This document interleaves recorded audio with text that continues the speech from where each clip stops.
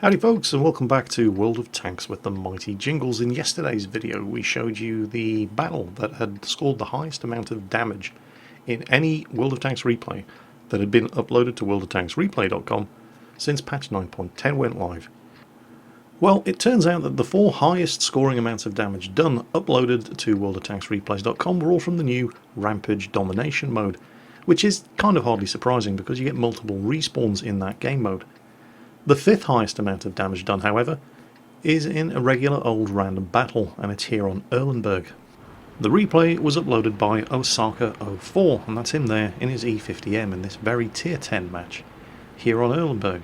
It's a straightforward random battle, it's not encounter, it's not assault. He starts off by crushing the crates in the cap circle. Important thing to do, not as important as it used to be because these days armor piercing ammunition and armor-piercing composite rigid ammunition will go through the crates and still damage a tank on the other side if it has enough penetration remaining. But if there's a tank hiding in the cap circle, you've only got one shot before the cap timer runs out and you need to do some damage. People tend to fire high explosive in those kind of situations, and the crates will stop a high explosive shot. So it is still worth doing, especially if you're heading in that direction anyway and it doesn't cost you anything to do it.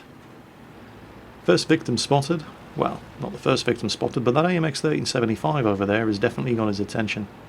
Up front, bat chat. Two fresh enemy tags spotted.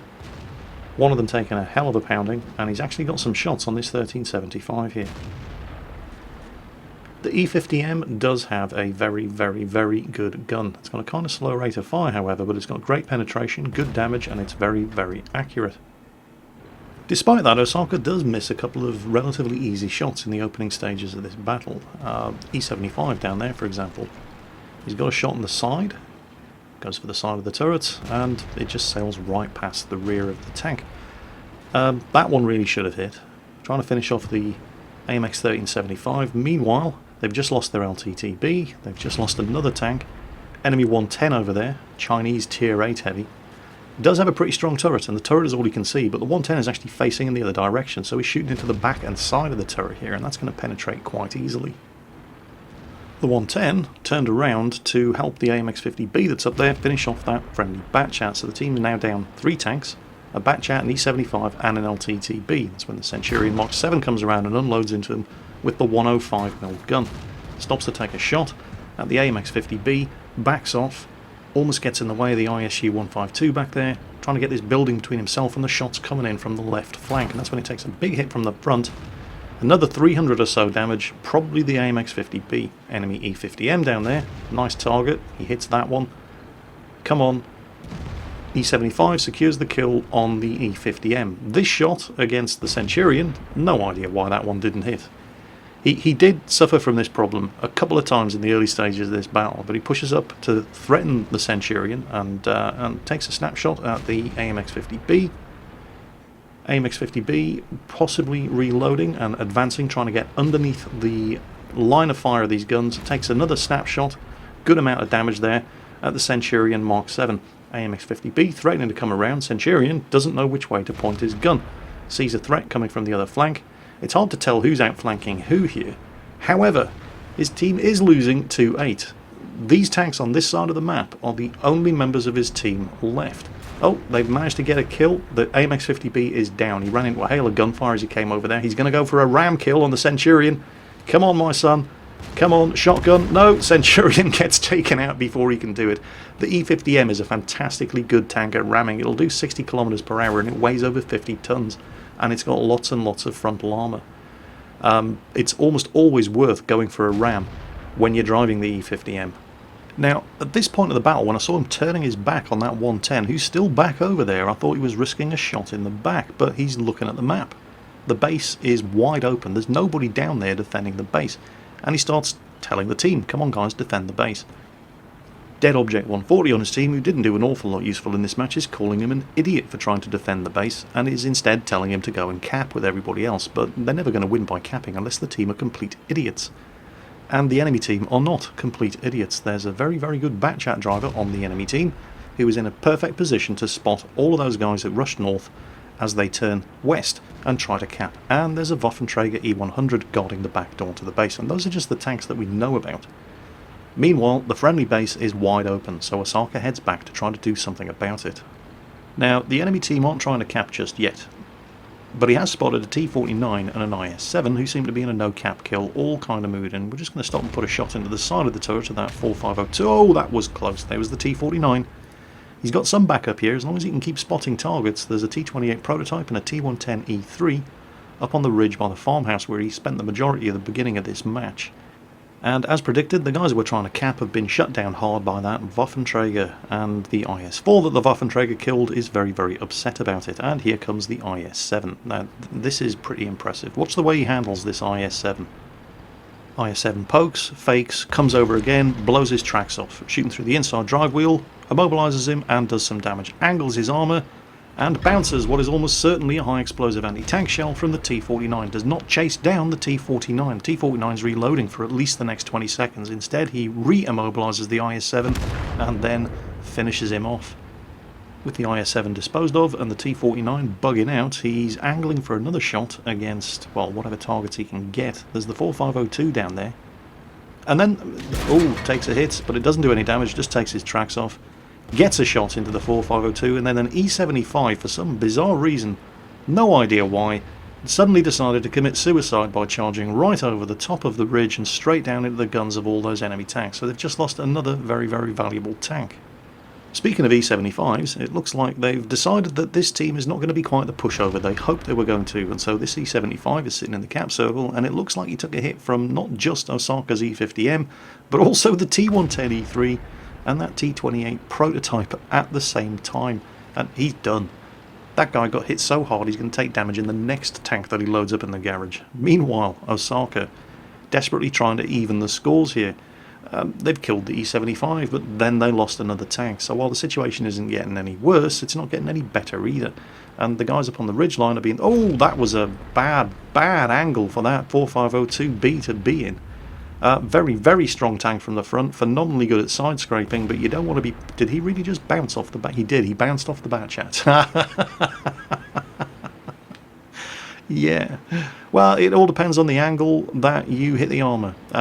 Even a tank as poorly armoured as the Batchat will bounce a shot occasionally if the shell just hits it at the wrong angle. The 4502 down there, however, with a rear-mounted turret, you don't want to be poking that much of the front of the tank around the side of a building. Oh, another E75, he's got the side of the turret again, there we go. He's managed to pull the scores back to a difference of just one kill between the two teams. Enemy E75, by the way, the guy that he killed in the cap circle has just woken up to the fact that he's dead, apparently. He's raging in chat that Osaka is a gold spammer. He fired exactly 2 rounds of high explosive anti-tank in this game, and they were both of that E75, because he was in the cap circle.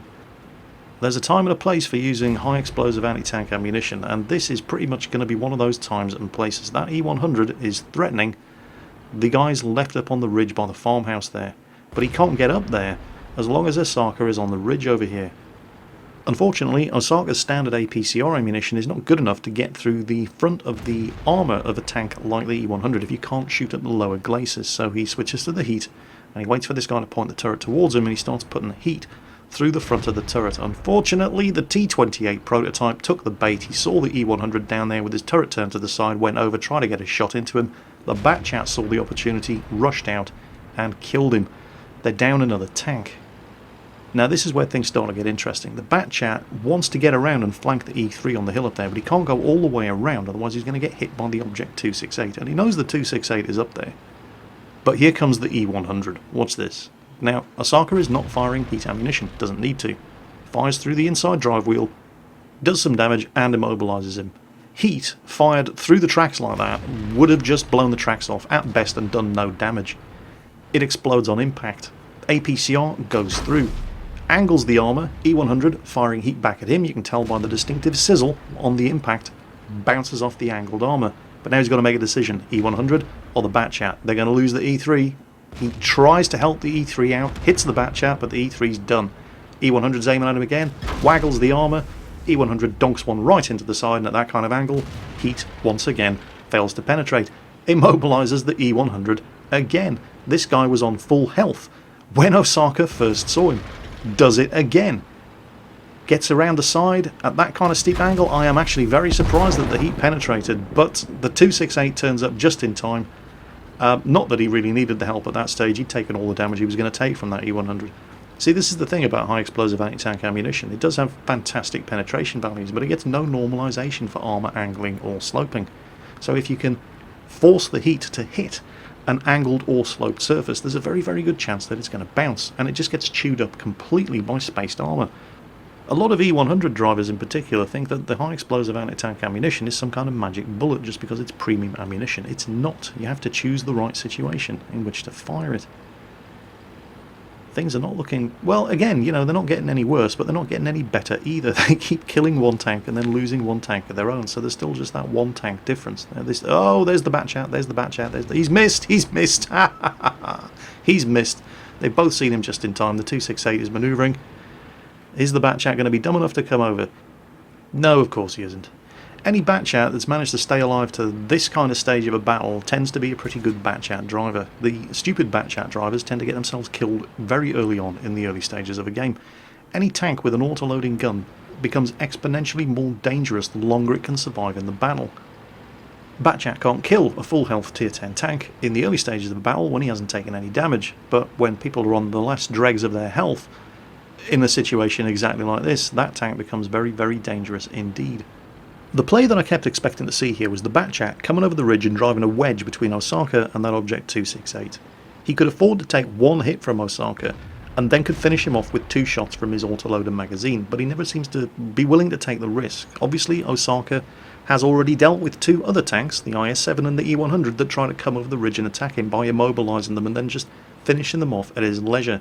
And the bat chat doesn't seem to want to take the bait. Unfortunately, the 268's just taken a hit, presumably from the Rheinmetall Borsig as the 121's keeping him spotted.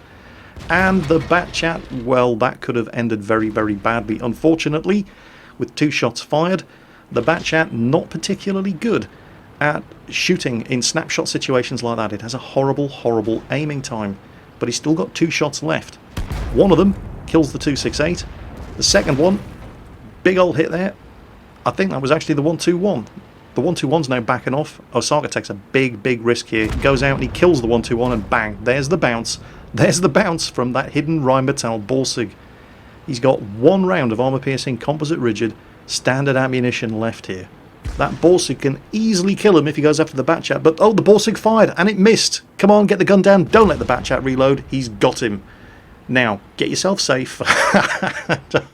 Don't take any risks, because you do still have to find and kill a hidden Rheinmetall Borsig. He takes a little bit of a risk here, because that is the general direction from where the Rheinmetall Borsig fired at him and bounced off his upper glacis, but his sixth sense doesn't go off as he crosses the ridge in the gap between those 2 farmhouses, and that tells you a couple of things. It tells you that the Borsig is no longer in a position where he can see you, and therefore shoot at you. If the Borsig is smart, what he's done is he's fallen back, and he's hightailed it to the far side of the cap circle, in order to lie in ambush over there, because there's not a massive amount of time left in this game, and if you can't find the Borsig, the only way you can win is by capping, and capping, basically, well, there's no cover in the cap circle, is there, and he doesn't have an awful lot of health, and the Borsig does have a very, very dangerous gun, but once again, as he's advancing on the cap, his sixth sense isn't going off, so the Borsig must have fallen back to try to defend the cap circle, which is a smart move. Generally speaking, if you're hunting a hidden Borsig, the first thing you know about it is when the Borsig fires and hits you. But while the Borsig is very, very sneaky, and it does have a very, very good choice of guns, it's just not very quick, is it? So, it was the right move, unfortunately, the wrong machine. And that, ladies and gentlemen, is how Osaka 04 in the E50M on a Derpenberg match where nobody died by drowning managed to score the highest amount of damage recorded in any replay uploaded to worldoftanksreplays.com that wasn't in the new Rampage Domination mode, where you get multiple respawns and it's therefore a lot easier to do a lot of damage in a match. Osaka 04 earned his Ace Tanker, Top Gun and High Caliber by doing just short of 11,000 damage in that match, and for a brief period of time was the #1 damage done in any game uploaded to worldoftanksreplays.com since patch 9.10 came out that wasn't in the Rampage Domination Deathmatch mode. Since I started recording this video, he's just been pipped into second place by a T62A who only just managed to beat him with a fraction over 11,000 damage done, played in a match on the Serene Coast map. So, Osaka 04, enjoy your brief 15 minutes in the spotlight. Fame is such a fickle mistress, but well played. A fantastically well played game. And a real pleasure to watch. And I hope you guys enjoyed watching it too. That's all for today. As always, take care. And I'll catch you next time.